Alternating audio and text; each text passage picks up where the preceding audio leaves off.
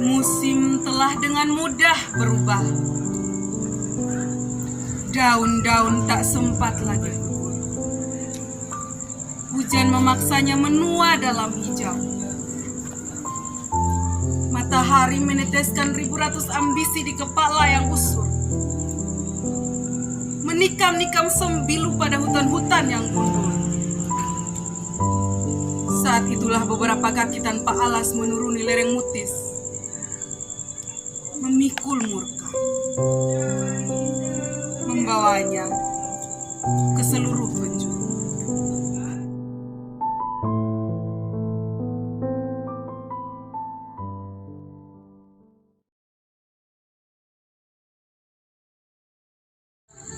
Itu tadi puisi kawanku. Nino Eni namanya. Dia seorang pengangguran dengan jiwa gelisah yang bergaya seolah-olah dia diutus Tuhan untuk menulis tentang kemanusiaan dan keadilan yang kini melorot. Dia juga menulis tentang manusia. Manusia-manusia yang melarat di atas marmer dan cendana. Marmer dan cendana yang dulunya milik mereka, namun kini hanya titipan. Karena segala sesuatu telah dibayar putus. Orang-orang itu bukan hanya membeli isi perut tanah ini. Mereka juga telah membayar harga diri kita dengan harga yang sangat murah. Inikah yang kau sebut duka, Nino? Apakah ini yang kau sebut luka? Sebab ini sungguh terlalu memilukan. Ini sangat menyakitkan.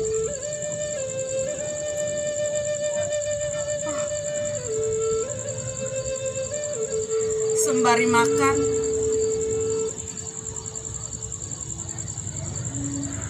aku teringat seorang tuan yang kukenal dari Pulau Kenari. Dia bercerita bahwa padanya telah diberikan wahyu dari Tuhan untuk mengadili semua penyebab segala duka dan luka yang kini mewabah. Baiklah begini, biar kubacakan ceritanya.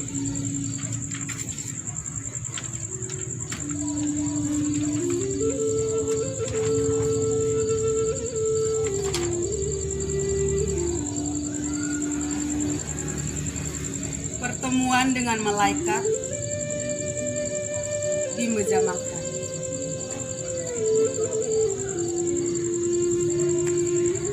Ia datang dalam kemuliaannya saat aku sedang menikmati makan seorang diri di meja makan. Tubuhku gemetar menahan rasa haru dan air mata melihat penghuni surga yang bersayap putih bercahaya itu. Kau sudah siap? Ketika ia bertanya seperti itu, aku langsung paham apa tujuan ia diutus Tuhan untuk menemui aku. Kenapa harus aku yang membawa kedua pedang itu? Aku tidak pantas. Mari, ikut aku. Kau akan tahu maksud Tuhan yang sebenarnya ketika kita sudah tiba di sana. Dengan segera malaikat itu terbang membawa rohku ke puncak gunung yang sangat tinggi. Aku melihat jubah kemuliaan yang maha tinggi dan kudus menutupi gunung itu. Aku tak sanggup melihat wajahnya yang sangat bercahaya. Tetapi ia berkata, "Berdirilah hai anak muda, dan terimalah dua pedangku." Dia memberikan pedang yang satu di tangan kananku dan satu lagi di tangan kiri. Dia menjamah kepalaku seolah memberkatiku. Lalu rohnya menguasaiku sambil berkata, angkatlah kedua pedang itu dan mulailah. Aku mengangkat dua pedang di tanganku ke atas. Pedang di tangan kananku mengulakan api yang sangat dahsyat. Api yang menerangi bumi hingga sampai ke dasar-dasarnya. Pedang di tangan kiriku mengeluarkan cahaya yang sangat dahsyat. Cahaya petir dengan bunyi pekikan yang sangat memekakkan. Memekakkan langit dan bumi. Demikianlah pertemuanku dengan Tuhan bersama malaikatnya di meja makan.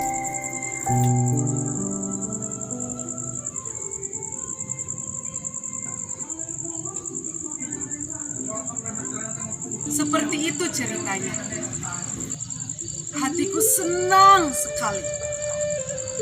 Aku senang mendapati kenyataan bahwa Tuhan kita memberikan wahyu kepada Tuhan itu. Dan sebentar lagi keadilan akan ditegakkan.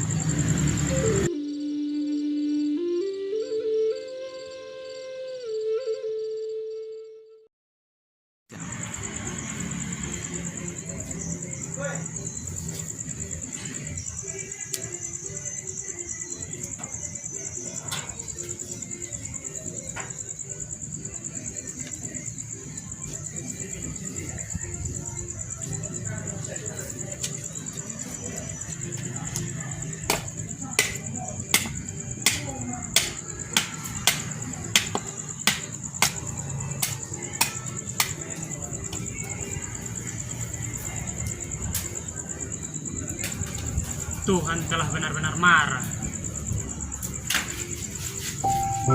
Inilah hukuman dan penghakiman atas segala dusta dan kecurangan,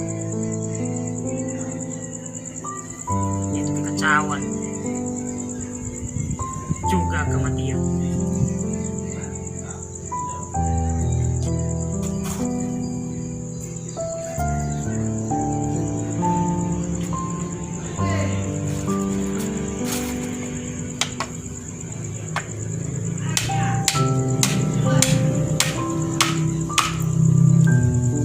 Pemuda penerima wahyu itu,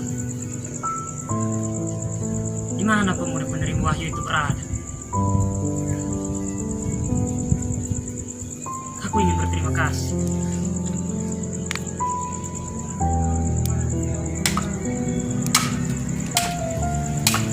Tunggu sebentar. Dengan apa aku harus menemuinya?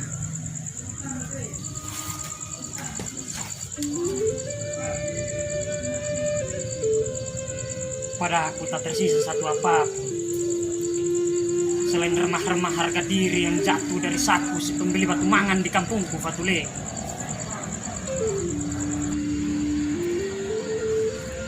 Masih terekam dengan sangat jelas di kepalaku betapa sombongnya dia berdiri dengan pantofel di atas tanahku di Molo. Lalu masih dengan angkuh dimulai menawar. Cukup beberapa rupiah saja untuk petak ini. Sebab di tanah asalku para mbah dukun sudah meramal, tanah dengan banyak batu seperti ini tidak akan memberikan banyak pangan. Bangsat, bangsat. Ini lukai harga diri.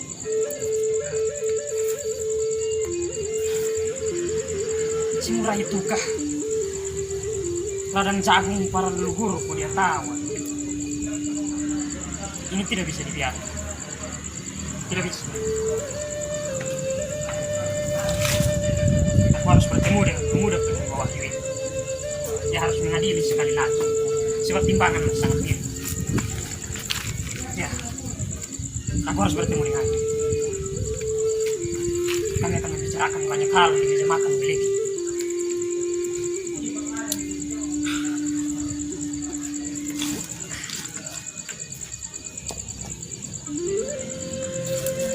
Lalu akan kurayu dan sogok dia dengan meminta sambil memelas. Pertemukan aku dengan Tuhan dan malaikat.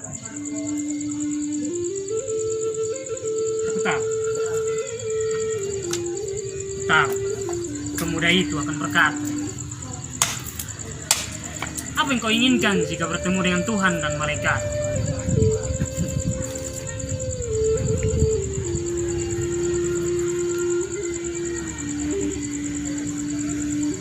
Aku hanya ingin bertanya,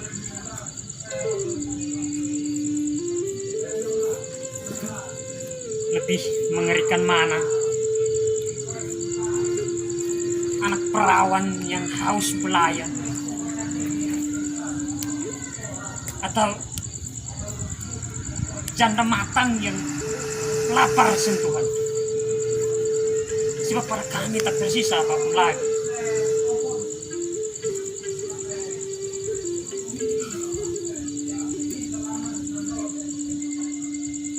Fatuleu telah disetubuhi.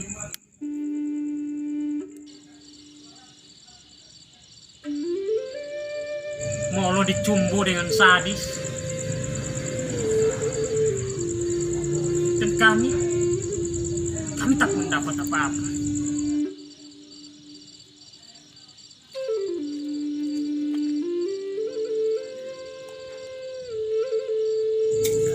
Persoalan itu yang aku pertanyakan.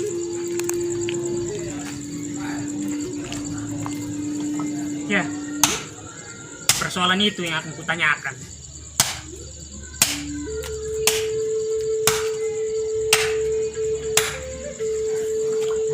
Lalu, aku akan menunggu dengan tidak sabar. Dia berdiri, menunjuk kepada si malaikat, musnahkan si bejat itu. Bumi hanguskan si pembawa petaka.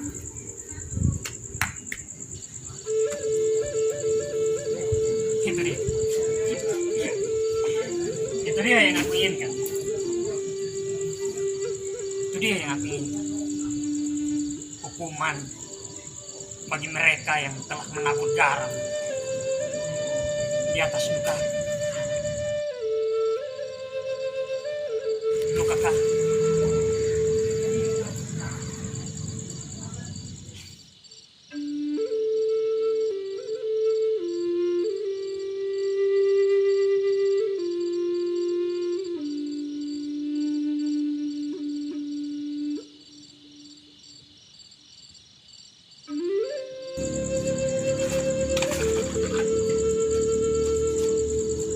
Tuhan telah marah, telah benar-benar marah.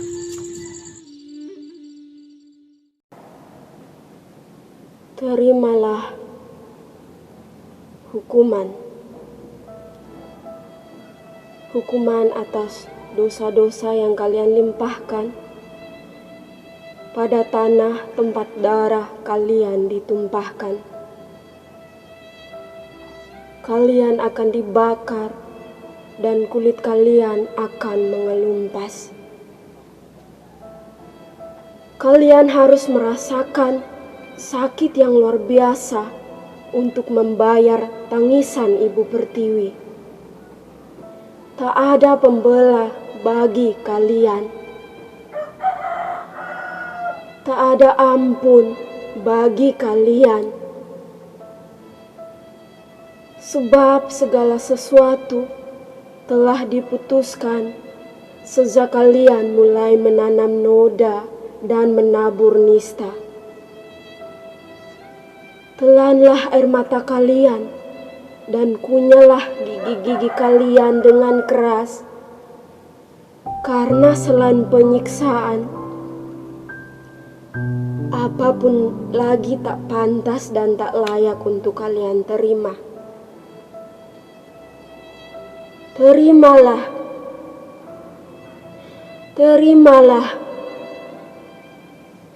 rasakanlah.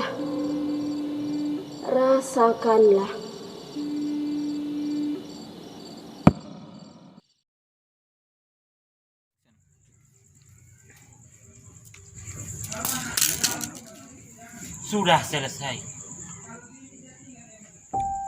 Kesudahan dari semuanya itu akhirnya tiba. Manusia lama telah dimusnahkan seperti Sodom dan Gomora.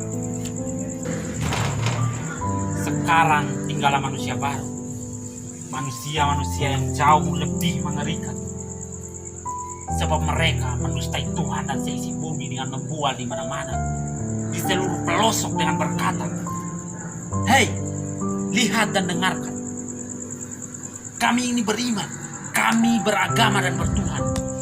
Hiduplah seperti kami agar kalian tidak binasa." Haha. Dengan pelan, seorang pria belia yang masih berjaga perlahan-lahan maju dan bertanya, "Apa itu iman? Apa itu agama? Siapa itu Tuhan?"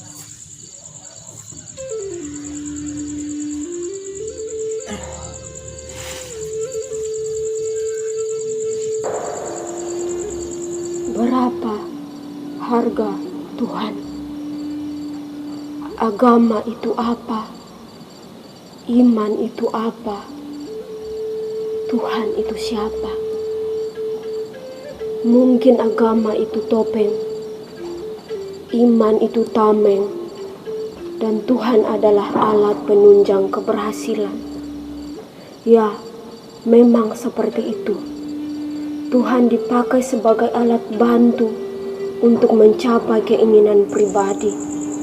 Setelah itu, agama dijadikan topeng agar dunia tahu bahwa ia taat beragama. Dan orang yang taat beragama pastinya orang baik.